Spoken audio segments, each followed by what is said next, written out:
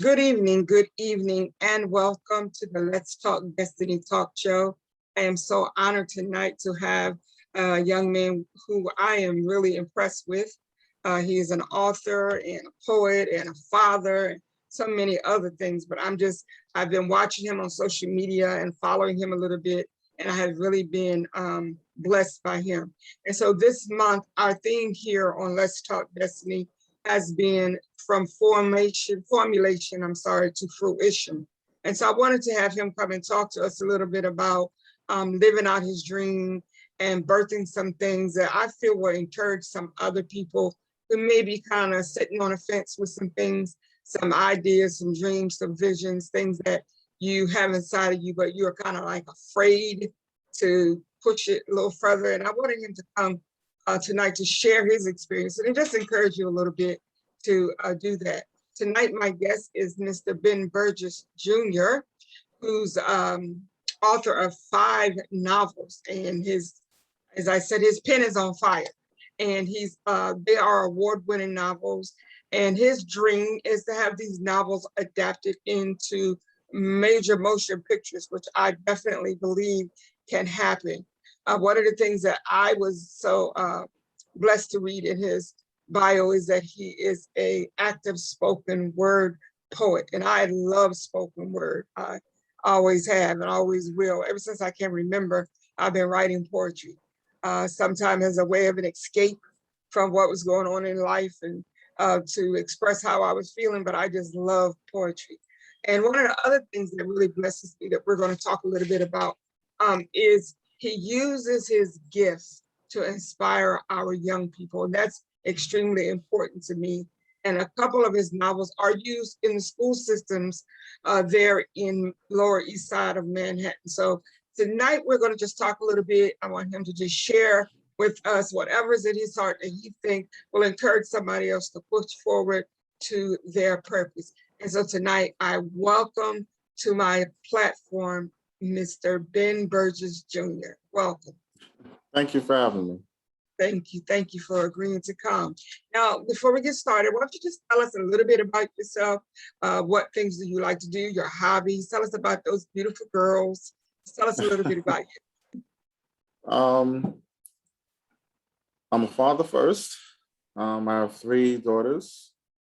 I guess I was a bad boy when I was younger, but I have 3 daughters.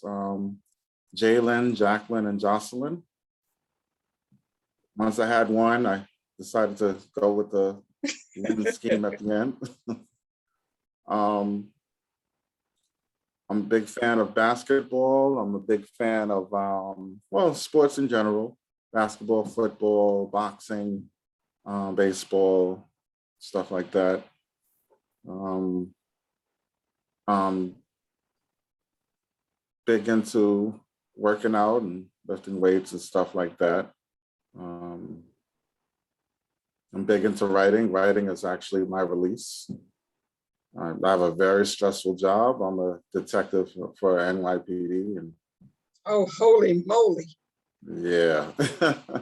So no wonder you need a release. Yeah. So that helps me with my stress. Like writing helps me with my stress. So. Okay, and how long have you been writing? When did you realize that this was something that you like to do? Well, I've been writing since I would say 8th grade. I had a teacher named Miss Ladd Marcus, and one of the assignments was we had to write a poem about something that we loved. And I wrote a poem about basketball. And she loved it so much that she was like, look, you have a real talent for this, and you need to do something with this. So she made me promise that one day I would write a book of poems or something. She's like, you need to do that. So in 2008, I kept my promise and I wrote my first book, which was called Times Has Changed and Life is Strange. And that was a poetry book. Wow. From that, I used to, one of the poems in that book was a poem called Ugly, and I used to perform that poem. And a lot of people would come up to me afterwards and they were like, you know, if you made that into a book, that'd be something, that'd be a story. And at the time, like, I didn't consider myself like a writer like that, like a novel writer. Um, I would say two influences that made me into a writer would be Richard Wright and Eric Jerome Dickey. Yeah. Richard Wright's Native Son was the book that made me fall in love with books and reading. And Eric Jerome Dickey's Milk and My Coffee is the book that made me want to write so that I can move people the way he moved me with that book. So after, you know, I always made the excuse that I wasn't a novel writer. And I was like, you know, I was tinkering with the book, but I was like, you know, I really don't have the time. I got injured at work and I was out for a while. And I'm like, now I have nothing but time. Yeah. What's my excuse? So I worked on my first novel, which was Monster. And with that, I let a few of my friends read it. And they were like, hey, you know, I'm not playing. This is pretty good. So I'm like, Wow. you know, you're my friends. So so then I let a few strangers read it. And they were like, you know, this is pretty good. So I reached out to different literary agents and tried to go that route. And here I am. Wow. So are you with a publishing company or are you self-published? I started with a publisher in the beginning, but that didn't work out. So then I had self-published and I went independent, and now years later I'm published again with Kensington Publishing and Urban Books. Awesome. So I'm very proud of you. thank you. And I want to put this out here while I'm thinking about it. A little while back, a few months back, I have a whole issue with writing novels. I don't know why. Like, I have been writing all my life. I could sit down right now and write a poem. People call me and they say, this is what I need. Can you put it into words for me? Like, my sister's always saying, you have such a gift with words, and I can do that.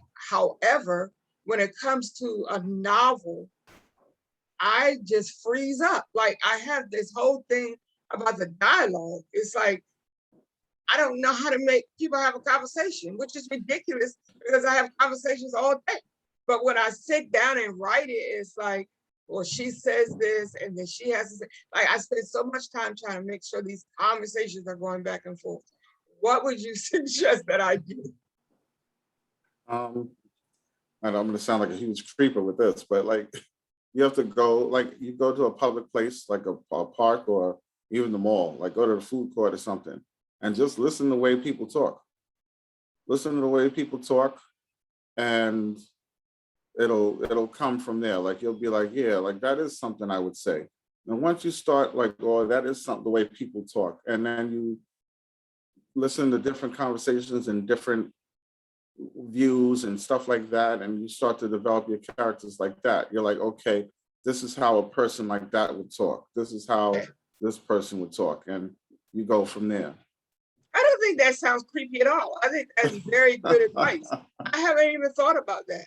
And it's like really weird because I'm an ordained minister, so I'm always talking. It's not like I'm uncomfortable talking.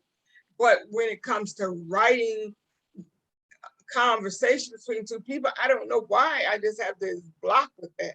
Like, it's ridiculous. But anyway, what you just said is very good advice. And I think that someone who will be listening to this recording later may, because I've talked with several friends who are kind of stuck as well. They may not have the same issue that I have, but I'm working with a young lady. I kind of adopted her as one of my daughters.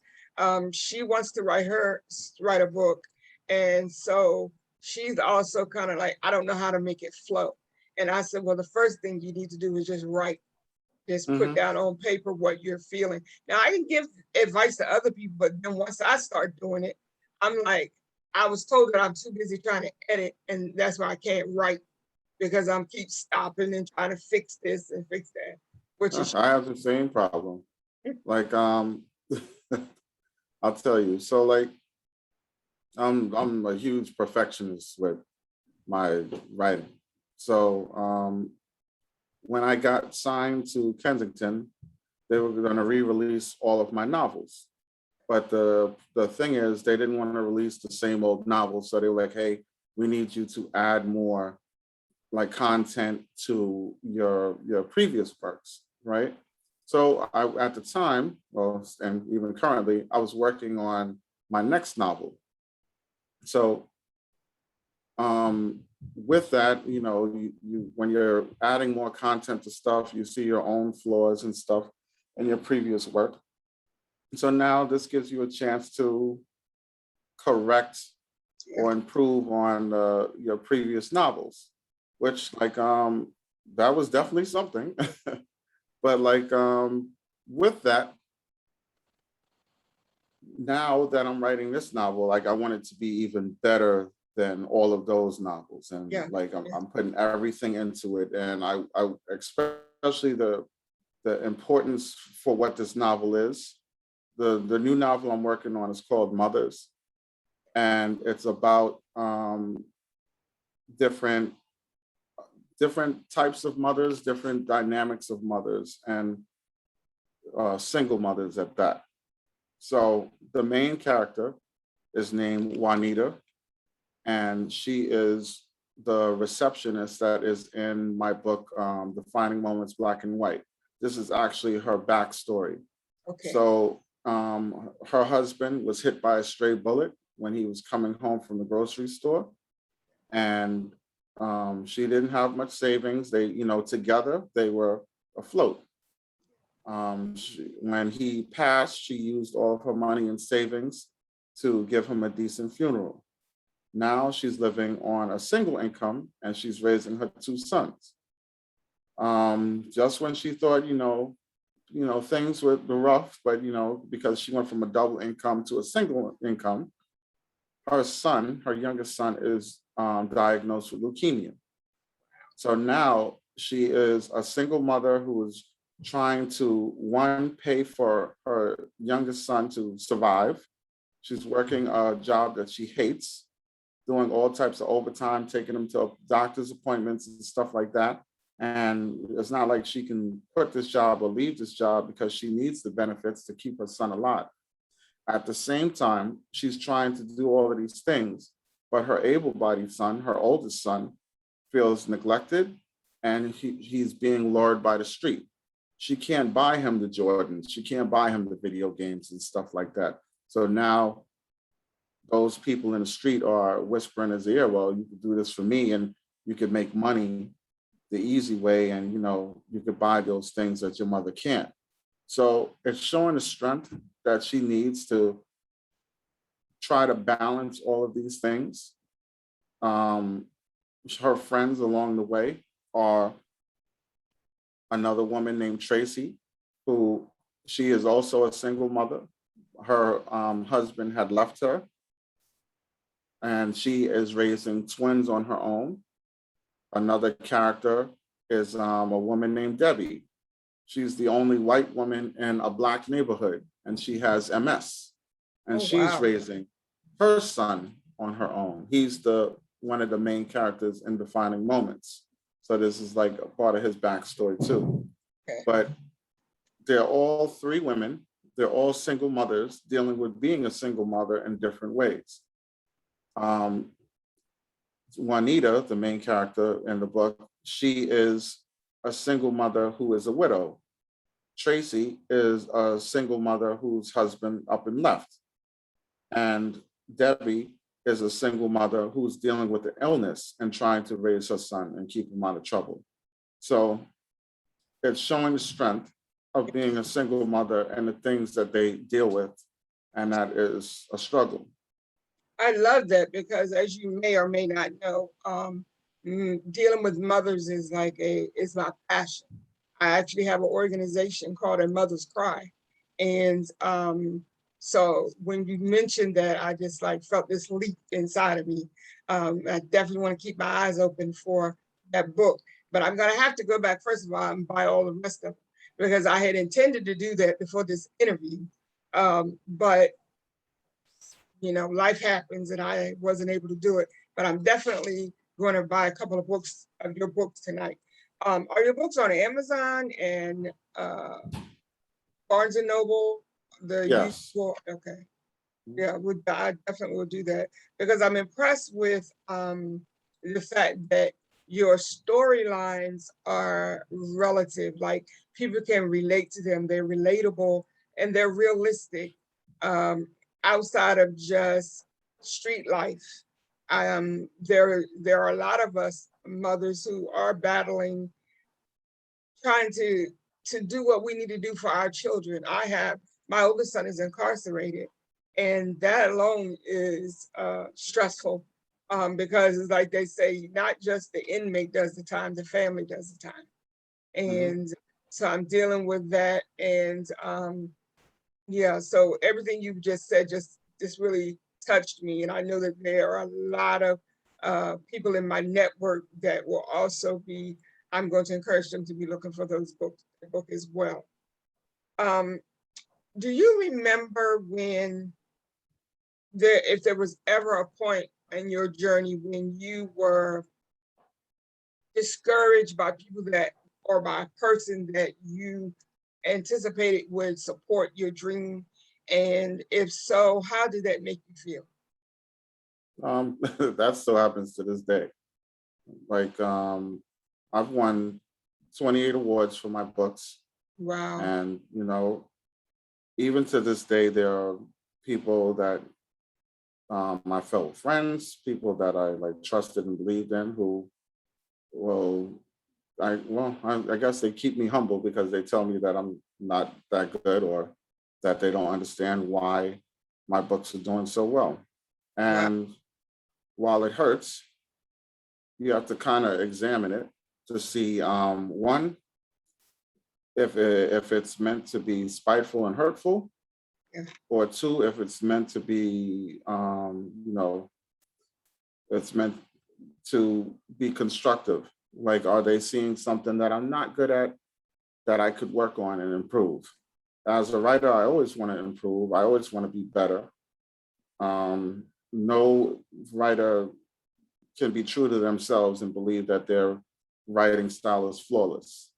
Um, in order to be a great writer like that, you have to read other writers, because other writers offer a lot of things. And like, I liked, I loved Eric Jerome's Dickey's dialogue. I felt his dialogue was on point. I felt it was realistic. I loved that. Um, I liked Zane's description. Yeah. Zane, the way she would describe certain things, I felt were were on point and great like that. With Carl Weber, I like Carl Weber's topics. Like, Carl Weber picked good topics that I felt like weren't cliche, and I felt like they weren't often used. Yeah. So I like that. And you learn from other authors and you try to get better. With dealing with those people, again, that that might discourage you, or do not like your work. Again, you see where it's coming from. If it's constructive and they're trying to help you, then you keep your ear to it and you listen to it, and you try to pull something out of it, even though it hurts. You put pride aside and you try to learn from it. If it's meant to tear you down, you take it on the chin and you keep moving, because there are going to be those people that they can't do it themselves, so they're going to try to bring you down, and you can't let that happen. That's true. um, Unfortunately, we still live in an era where there's that crab in the barrel mentality. Yeah. So they don't want to see you make it, so they'll try to pull you down to bring you down with them. You have to rise above that and continue to grow. Absolutely. When you write, do you use personal experiences in your writings, or do you get all of your material from observing other people? A little bit of both.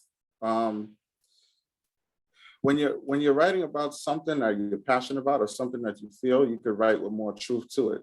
Right, right. Um, like with my last book, Defining Moments, there's bits and pieces of me in all the characters. I lived in Queensbridge, so I could write from experience what that felt like for Bill's character. I know what it feels like when people tell you that you're an Oreo and that you're not Black enough and how that feels. I know what it feels like to be rejected by publishers when you feel like you're writing something that's good and powerful and strong. And unfortunately, the publisher doesn't think that way. Yeah. I know what it feels like to be a Black cop that people look at and feel that even though like all cops are the same and that you don't feel any compassion for what the negative things that another cop has done. So I put all of that in my writing. Like I'm a bit of all of my characters, some more than others. But like I watch people and like if I feel something is important that's needed, I'm like from a friend or a stranger or somebody in passing, Yeah, I can use that to write with, and that's what I use for my character bases. it's powerful. Yeah, wow. I was thinking about, because I was focusing on, I have a very special friend. We've been friends for many, many years, who's also a cop, a Black officer. And he was sharing with me also, especially today in this society, with all the negativity toward cops and what have you, and how so many are just, some of the good cops, I should say, good people are wanting to just quit because of all of the animosity and hatred and and so we had this conversation where I'm like, I understand what you're saying, and because I know you personally, I know your personality, I know you would never intentionally go out and hurt anybody because of their skin color, or because of where they live.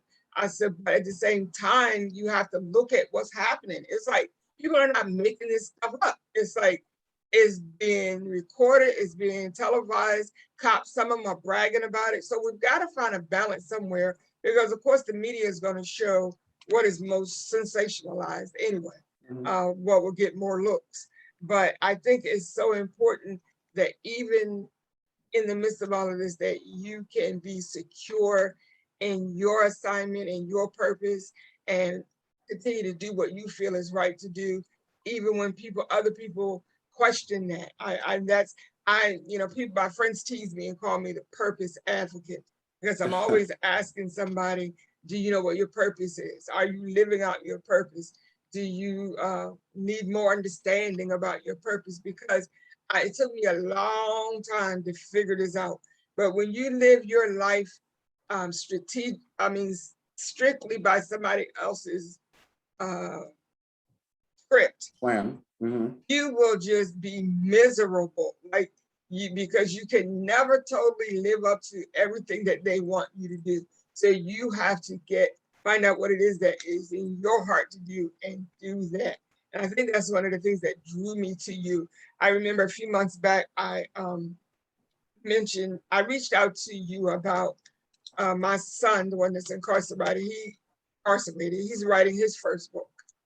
And it definitely is outside of my realm of being comfortable, because the street language, the vivid sex scenes, I'm reading the manuscript with one eye closed and one eye open, and I'm calling on Jesus, like, oh my God. And even the scenes like with the gang members when they're killing people, and the detail is so explicit. And so when he called me, I'm like, oh my holy God, like, why would you send this to me of all people? So he just laughing. And he said, I showed it to my cellmate, and he was like, I know good and well you are not going to send this to your mother. And he was, and he said, I was like, my mom is the only one I can trust to get it taken care of for me. And I was like, Lord Jesus. So I told him, I said, I read a paragraph and then I have to stop and pray. And then I go back and read a paragraph. And he just fell out laughing. But I was trying to find somebody that could edit the book. I don't know if you remember that or not. And I inboxed you about it because you are the only author that responded to my question about editing street lit. Like, and I know lots of authors on social media that write in that genre, but you're the only person that responded. And I don't forget things like that. Like, I just kept thinking about this young man took time out of everything he's doing to respond to me. And that meant a lot to me. And I want to publicly thank you. No problem. So let me ask you another question that I want to make sure we talk about before I let you go. You mentioned your love and your passion for young people and youth programs. What is the reason why you are pulled toward working with young people? Because, not to sound corny, but like the youth is our future. So if we don't reach them, if we want to have a better future, especially for minorities, we have to deal with the youth. And that's really important. You see, like when you think about it, I don't want to get too political, but points that people like Candace Owens and stuff say is, oh, the Black community doesn't have great role models and stuff like that. And I can't stand that woman, but she sprinkles some truth sometimes. Yeah. And the thing is, we have rappers and we have entertainers and stuff like that they don't encourage us to be educated. They're like, I didn't go to school and look at me. And that's part of the problem. Absolutely. Now, I'm not saying that everybody has to go to college. Everybody, like, people can, of course, be entrepreneurs. People can, of course, learn a trade, stuff like that. You don't have to necessarily go to college, but you do need to be educated. That's right. The reason why I was a big fan of Obama is because he made being smart look cool.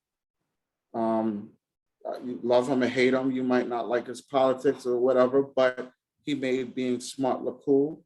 That's he right. Went to prestigious colleges. He had a great family life. He had his wife, he had his kids. He didn't have any scandals. That's right. And he was a good example of how a man, and especially a Black man, should be in my eyes. And I feel minority children need to see that. They need to see that I can be more than a rapper. I could be more than a basketball player or a sports player. And I do a lot of talking to community and talking to different people. And whenever I ask, I'm like, hey, I ask the kids, what do you guys want to be? I want to be a basketball player. I want to be a football player. I want to be a rapper. And I'm like, that's great. But what if you're not? Like, what do you want to do? So I try to encourage kids to, one, look into the sciences, like, become a computer programmer, become a lawyer, become something like that. If you can't make it to the NBA, you can still be a sports lawyer. That's right. You could write contracts, you could be an agent, you could do a lot of things that's still in that realm. Absolutely. I try to tell, I did a little bit of everything. I tried on a lot of shoes in life before I found ones that fit. And it's important for us as a people to grow, to be more than how a lot of society and we're viewed. Right. So what I usually do, like, I try to reward the youth by doing an event. So if what I did in the past with the youth and the Department of Education, for those who've done a complete 180, with their school life, if they went from being bad to doing something like to being good with their schooling, I take them to a baseball game and I give them field level seats and I bring them to the game and I pay for everything. Um, I'm not a Rockefeller, but I bring about Yeah, yeah. I brought about 28 kids, right? And I don't choose them. I have the Department of Education choose them, Okay. and I take them to the game because I want them to see with hard work, Yes, most times you will be rewarded. And I try to reward that hard work that's awesome. because it's not an easy path. It's easy to not go to school. It's Right. easy to do things on the street and get caught up. Absolutely. But to persevere and do what you're supposed to do so that you can live a prosperous life, it's hard. So I want to reward that. Yeah, and I And remember that's as a mother, I remember one of the most painful uh, things I ever heard. My youngest son said to me, he's 28 now, but somewhere between 12 and 13, we were talking one day, and he just blurts out, "I'm going to jail." And I was like, uh, "Excuse me?" And I'm like, "Why would you say that?" And he just had this look on his face, and he said, "Mom, all Black men go to jail." Oh my God, that like I couldn't even get my words together. Like I can't get them together right now. Like, what in the world? Like, why would he? Where did he get that from? I know he didn't get it from me, and my family members. Like, but it's just the society that that they're raised up in, and you have to have positive role models, like especially those young men that do not have fathers in their lives. My oldest son, his father died when he was 10 months old. And so he never had a relationship with them or that side of the family for whatever reason. And then my youngest son, his father didn't die, but he wasn't a part of his life. And so, we can say all we want, I'm your mom and your dad, but I'm not anybody's dad. I can be the best mother I can be, but I don't know how to be anybody's father. And so I was always praying and asking God to connect me to positive male role models for my boys. They had their grandfather, my dad, but they needed strong male role models that they could relate to. And so I personally want to thank you for what you're doing, because you may take a young man to a ball game, feed him, buy him, some souvenirs, whatever, and you go home in a couple of weeks or so, you got so much going on, you may have forgotten about that. But that has impacted him. He will remember that for the rest of his life, that you took the time out to spend with him, because a lot of them, what they really are looking for is time. And so I appreciate you doing that, and I salute you for doing that. And I'm very impressed with this conversation and more insight into the young man that you are. And I just want to encourage you to just keep doing what you're doing. I mean, I think I'm your passion, your perseverance, your stick to itiveness that I hear people say. I don't even know if that's a word, but I I just am really blessed by what I'm hearing tonight. And I'm so glad that we had this conversation. And I didn't think, I don't know, I was thinking of what else could you possibly, what else would you do other than being an author? Um, and a cop never came to my mind. So I guess my spiritual gift is turned off. No, I'm just playing. But that doesn't even enter my mind. But it's like I'm very impressed with that, and I want you. I'll tell you about that though. Yeah, please So do. when I was in the ninth precinct for NYPD in the beginning of my career, and I did a program. I used to do juvenile crime. I was the youth officer in that precinct for I would say 5 years. And one of the things that I was assigned to was I did the Explorer program, which is like sort of like the Boy Scouts for the police department. And I had to recruit some kids, and there was a teacher there that was a big believer in what I was doing. And he was like, hey, he talked to like three kids at the time. And he was like, hey, I know you guys don't like cops, but this brother is good, and he'll help lead you in the right path. One of the kids was a boy named Jesus. He was actually roughed up by police officers and stuff like that. So at the time, he had a huge disdain for law enforcement. There was another boy named Roberto. Roberto also, he did not have a lot of trust in the cops. Another boy was Aaron. So they talked with me, we went on trips and stuff like that, and they got to know me as a person and not just as the cop. And they knew that when it was time to handle business, I had to handle business. But they also saw how I acted. There was one time where we had a sergeant that was a little more heavy-handed than he needed to be. And there was a street party going on. So he wanted to close the party down. And they saw me in the community, and they were like, hey, that's Burgess. So they ran up to me, and I was like, look, he is not trying to have this party right now. Take everybody and put them on the sidewalk so that you can continue your party. At first, the parents were a little skeptical, like, well, is he gonna hurt these boys? But then when they saw that the boys trusted me, they talked to me, and we had a good rapport. Yeah. The boys talked to the rest of the community. They talked to them. They put everything on the sidewalk, and the party was able to continue. So sometimes you need that person. They had that trust in me. Absolutely. They talked to me, and they had faith in me, and that's why we had that relationship. And I got to watch these boys grow. At the time, they were in junior high, going into high school, and now they're grown men with family of their own.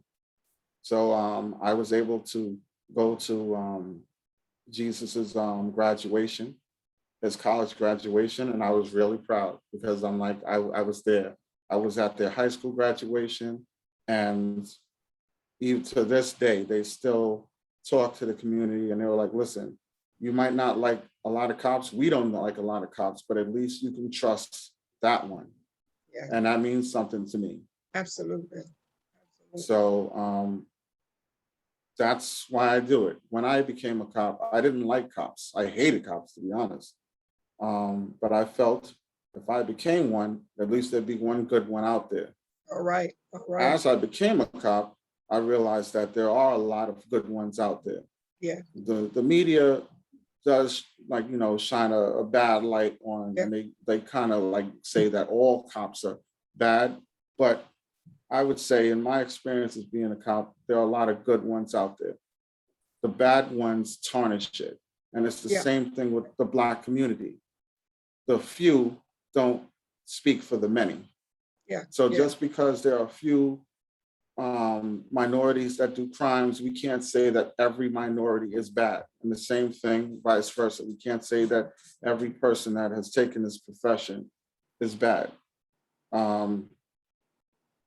And it's by talking to like a cop that's doing what I'm trying to do that we can make things better, we can improve things.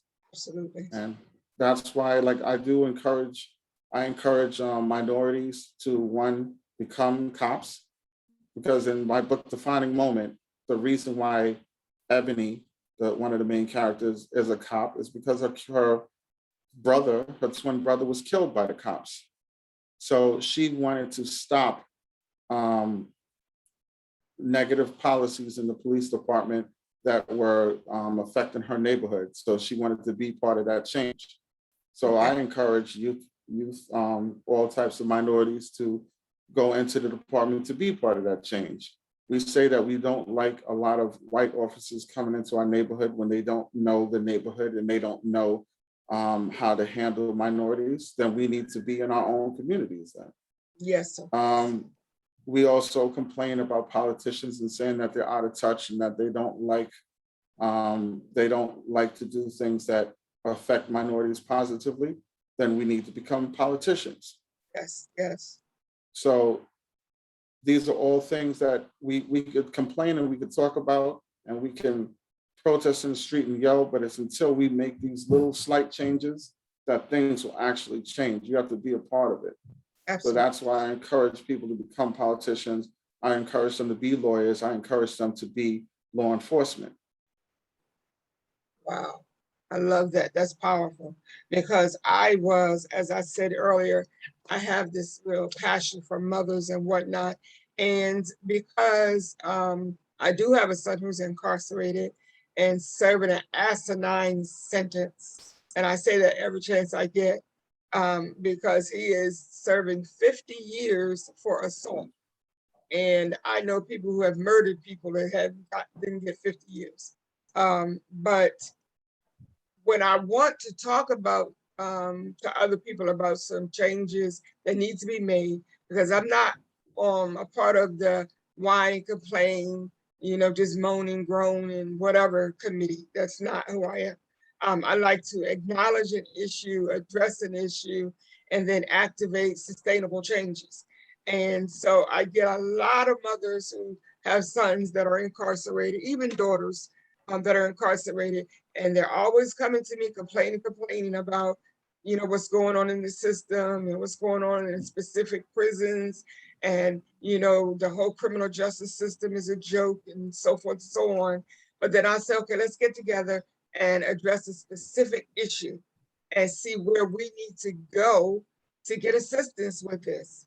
And nothing, you don't get any response.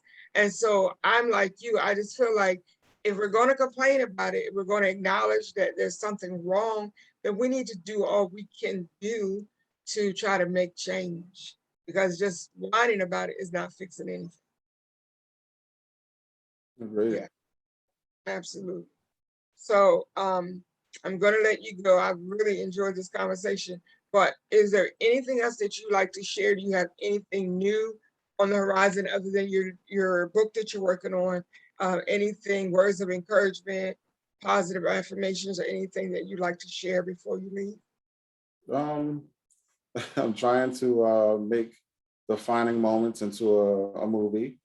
Currently, I won 3 awards for the screenplay. So I'm really pushing for that right now. I'm Yes. trying to perfect that so that it could be picked up by a major studio. So that's what I'm focused on now. That and my novel, Mothers, that I'm working on. Yeah, I definitely want to keep my eyes open for that because I can relate to that. And again, I want to thank you for joining me. I have really, really been inspired by you tonight. And I don't know if you can see me or not, like writing things down, taking notes, because, there's so many things that I think that we can do to make things better, even for our young people. And some of the things that you talked about really motivated me to do some things differently. And even as an author, I am going to take that suggestion and I'm going to go sit outside and listen to some conversations. Because I wrote a book, as a matter of fact, I have the book right here. It's called Help, I Don't Like Myself. And I did this way back in 2012, okay? Basically what it is my experience with being diagnosed with depression and anxiety disorder, and the conflict between the mental health diagnosis and my faith, because I was raised in a very strict Christian home. And everything that was wrong with you was the devil, that kind of thing. And so you don't want to talk about it because you don't want people thinking you had the devil in you because you were depressed or whatever. And so I decided years ago that I wanted to turn this into a novel. And I started a manuscript, and that's it. I still have the manuscript, but I'm not doing anything with it. So you inspired me to pull it out the file and get to work. There you go.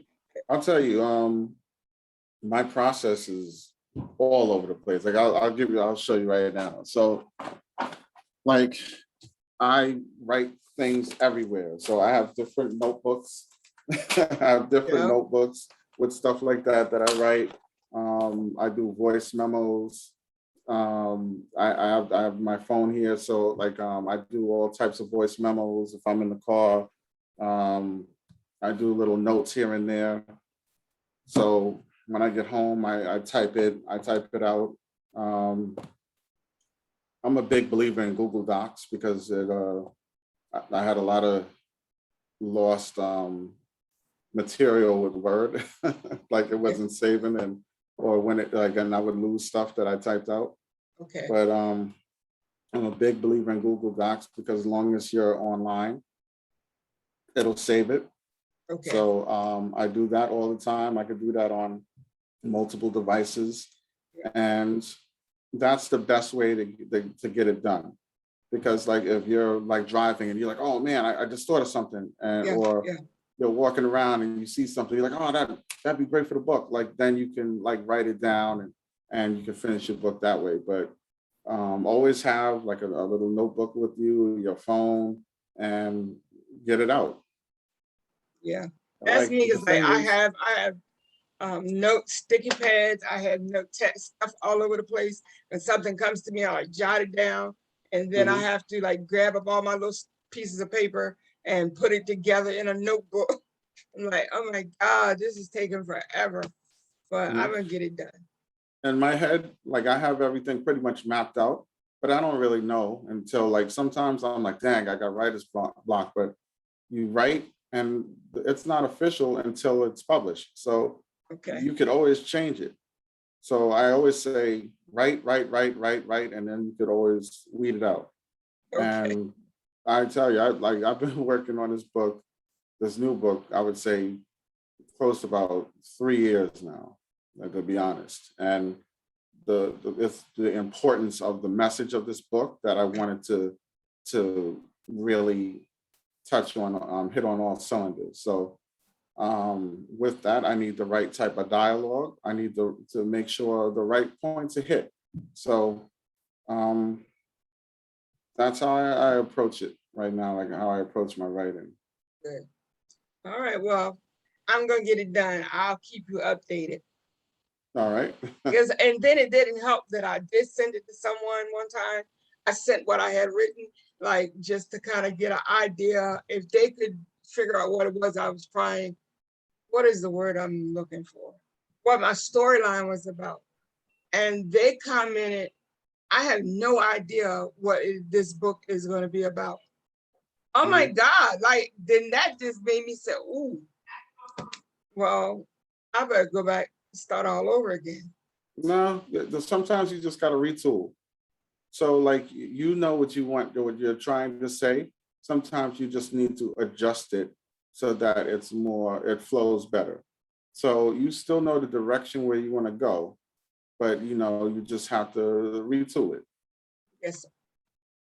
All right, so, well, we're gonna get it done. I'm gonna keep you posted. There you go. Yes. The power of positivity. That's right. That's right. Again, I thank you so much for spending time with me this evening. And anytime you want to come back, you're more than welcome. I was telling someone about when I first got this idea for wanting to do a talk show. I was hesitant. Well, I was excited at first, but then I was hesitant because I'm like, okay, I don't have all of the equipment that I see other people using. I don't have nice banners. This up here is coming down because as you heard me, you see me talking about on Facebook, this is my 60th birthday month. There you go. I'm just like gonna go all the way to midnight with these things up.